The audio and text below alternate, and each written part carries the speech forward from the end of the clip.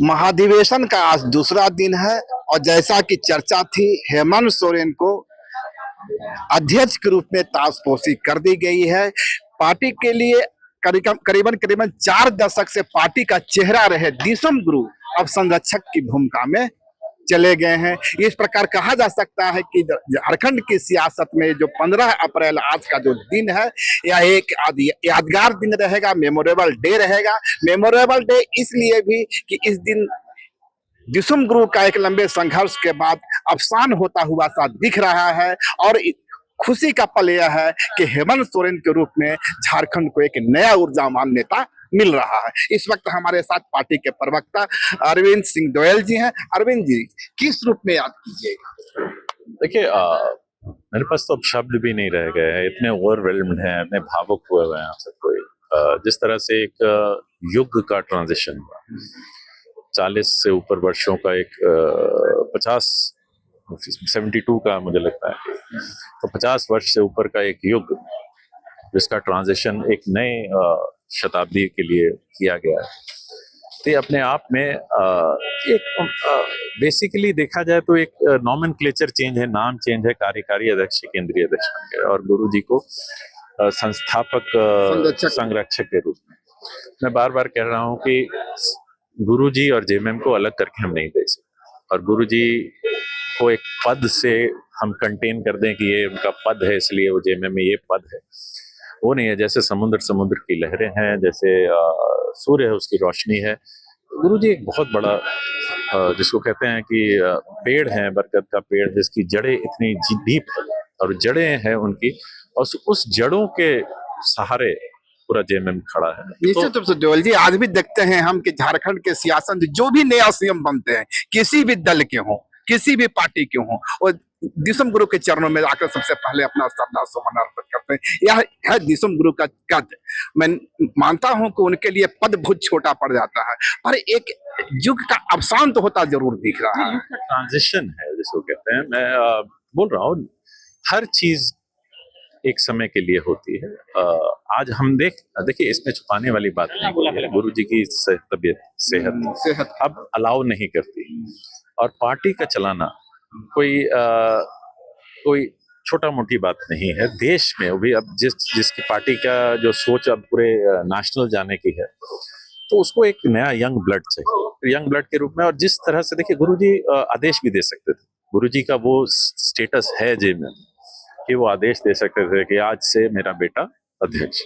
But जो मार्मिक appeal उन्होंने की है ना, वो बहुत भावुक अपील, वही बोल, मार्मिक और भावुक अपील जो की उन्होंने, ये दिखाता उनका बड़ापन, है ना। नहीं तो वो कह सकते थे कि आज मैं ही घोषणा करता हूँ, ये है, कोई ऑब्जेक्शन नहीं करता, बट करने का तरीका होता है।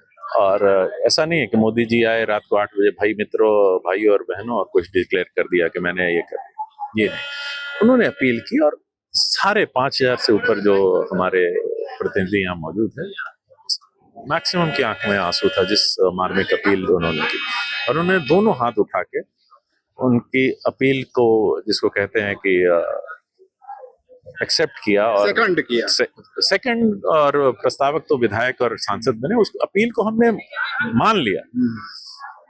और आज के दिन जेएमएम की कमांड हमने यंग नेता, जो ट्राइबल चैंपियन जिसको कहते हैं, हेमंत जी के हाथों में सौंप दी है और उन्हीं को ऑथराइज कर दिया गया है कि आप केंद्रीय समिति का जो शेप और साइज आप रखना चाहते हैं आप रखिए। तो वो आपके बीच में कुछ दिनों तक आ जाएगा। आपके सारे कयास के कौन बनेगा, क्या बनेगा, कल्पना जी आएंगे कि नहीं आएंगे, वो आंसर तभी हो पाएगा। अभी इस समय ऐसा कोई ना प्रस्ताव आया है न ऐसे कोई बात है, उस पर बात करना ठीक नहीं है। और मुझे भी लगता है जिस तरह से मैं कह रहा हूँ, कल्पना जी कोई गुरु जी कोई पद के लिए ऐसा नहीं है। कल्पना जी को भी कोई पद का, और उसमें हम नहीं बांध सकते कि ये पद है। वो एक पिलर, सपोर्ट सिस्टम है झारखंड का। मतलब जो एक चीज देखिए कि जब तक दिसुम गुरु का जो शुरुआती संघर्ष रहा है, वो जल का रहा है, जंगल का रहा है, झारखंडी अस्मिता का रहा है, झारखंडी पहचान का रहा है, उस समय के कुछ मुद्दे अलग थे। आज यदि हेमंत सोरेन यदि अध्यक्ष बने हैं तो इनके सामने दूसरी चुनौतियां हैं। वह चुनौतियां हैं कि कॉर्पोरेट का दबाव बढ़ रहा है, चुनाव जो है खर्चीला हो गया है, शहरीकरण हो गया है, आदिवासी और मूलवासी समुदाय के अंदर भी अर्बनाइजेशन काफी हुआ है, उनका भी कैरेक्टर बदला है, उनके अंदर महत्वाकांक्षा बढ़ी है। तो क्या नहीं लगता कि हेमंत सोरेन के सामने भी एक कठिन चुनौती है और उन पर एक जनाकांक्षा को पूरा करने का एक बड़ा दबाव भी है? ये एकदम सही बात है कि आप क्रिकेट का उदाहरण ले लीजिए। हमने वो भी वर्ल्ड कप देखे हैं जब 60 ओवर का मैच होता था और ओपनर्स पहले 10 ओवर में 10 रन बनाते थे, और आज हम आईपीएल देख रहे हैं कि पहले 10 ओवर में 200 रन बन जा रहे हैं। तो जैसा एनवायरनमेंट है, जिस तरह से चेंजेस है, उसी तरह से जवाब भी देना बनता है आज के दिन में। और उसके लिए यंग नौजवान और यंग ब्लड, गुरुजी का मैं बार बार कह रहा हूँ कि उनका अपना जो स्टाइल था, पर उनकी आइडियोलॉजी का डाइल्यूशन नहीं हो रहा है। जो आइडियोलॉजी थी उनकी, जिस लोगों की भलाई के लिए, जिस एरिया की भलाई के लिए उन्होंने लड़ाई लड़ी, वो डाइल्यूट नहीं हो रहा है। बट करने का तरीका थोड़ा स्पीड। सुबह से मेरी कुछ कार्यकर्ताओं से लगातार बात हो रही है, उनकी एक बात हमें लगती है, उनका कहना है कि दिसुम गुरु से संपर्क साधना बेहद आसान था। कोई भी चला जाता था गमछा पहन के दिसुम गुरु से बैठा के बात कर लेते थे। हेमंत सोरेन के साथ थोड़ा सा यह कठिन है। नहीं, देखिए, ये बेनिफिट ऑफ डाउट तो आपको देना है। वो सीएम हैं आज के दिन, इतने साल उनको स्टेट चलाना है, अधिकारी हैं, मीटिंग्स करनी है, पार्टी को भी देखना है, केंद्रीय अध्यक्ष भी बन गए।